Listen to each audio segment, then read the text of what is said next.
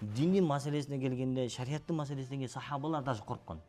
Улуу сахабалар фукаха усаба 7 сахаба ар дайым Мединада фатваны берип турган сахабалар болгон да. Пайгамбардын жанында жаштыгынан сахаба болуп жүргөнчү. Мына ошол сахабалар дагы көп маселеде, даже Абдулла ибн Умар радhiyallahu anh сахабалар дейт, дин маселесин сурап келгендечи башка табииндерге жиберип койчу дейт да. Жаш, жаңы чыккан, күчтүү алымдар чыккан да ошол убакта. Ошондой табииндерге жиберип койчу дейт. Бар, ошондон сура депчи. Өзү жооп берчү эмес дейт. Эмнеге? Себеби бул өтө тоңкей нерсе. А биздин учурда ушундай болуп калды, динди маселесин билсе да, билбесе да бардыгы эле кыйкырып сүйлөй турган болуп калдык азырчы.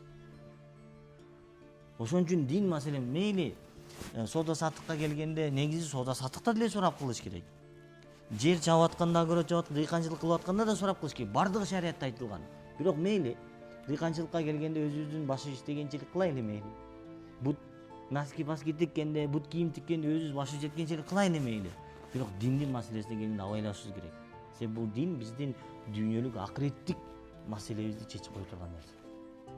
Дүйнөдө дагы акыретте да бизди бактылуулукка алып бара турган, туура эмес жолго кетип кала турган болсок, бизди бактысыздыкка алып бара турган нерсе ушул дин болуп эсептелет.